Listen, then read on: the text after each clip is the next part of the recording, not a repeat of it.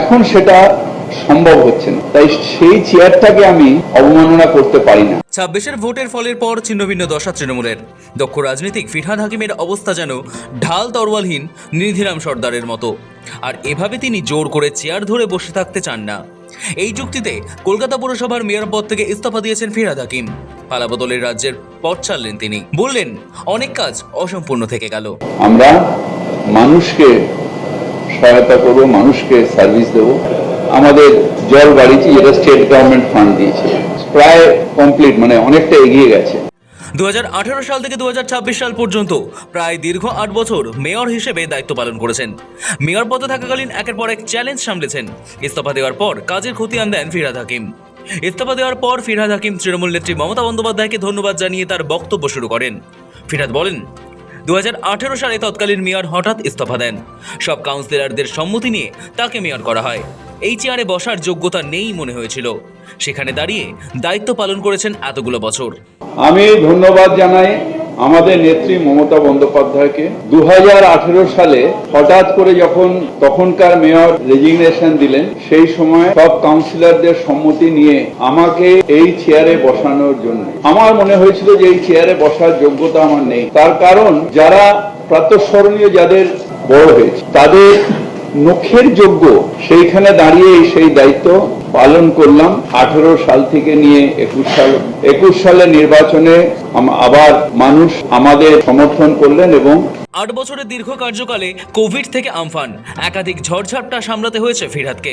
তিনি বলেন, সবথেকে বড় চ্যালেঞ্জ ছিল কোভিড, আর একটা সমস্যা হলো টিকাকরণ।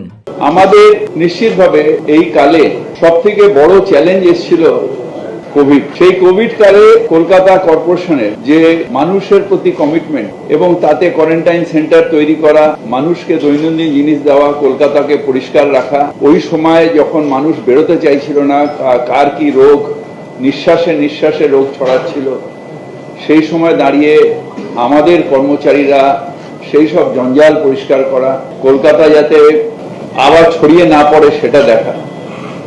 তারপরেও আরেকটা সমস্যা এলো, সেটা হলো যে কলকাতায় ভ্যাকসিন এলো, কিন্তু ভ্যাকসিনের ট্রায়ালটা করোনা মুক্ত রাখা যায়, তার জন্য যদি আমার প্রাণ যায় যাক, আমি নিজের দেহে সেই ট্রায়ালটা নিয়েছিলাম। ফিরহাদের দাবি অনুযায়ী দ্বিতীয় চ্যালেঞ্জ ছিল আমফান। প্রাক্তন মহানাগরিকের কথায়, তিনি মেয়র থাকাকালীন সেসব চ্যালেঞ্জ সামলে মানুষের পাশে দাঁড়ানোর চেষ্টা করেছেন। দেহে সেই ট্রায়ালটা নিয়েছিল। তার পরবর্তীকালে এলো আমফান একটা বড় চ্যালেঞ্জ ছিল।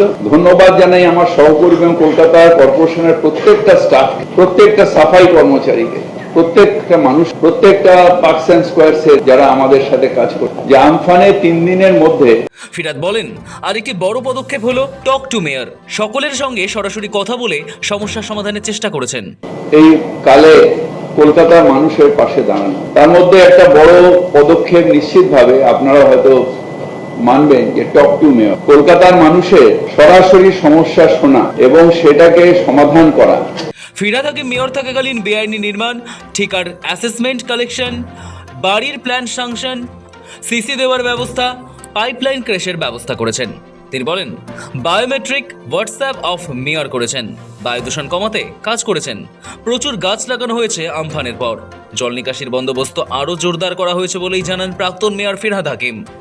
জল সরবরাহের ক্ষেত্রে কলকাতায় একাধিক বুস্টিং পাম্পিং সেন্টার তৈরি হয়েছে।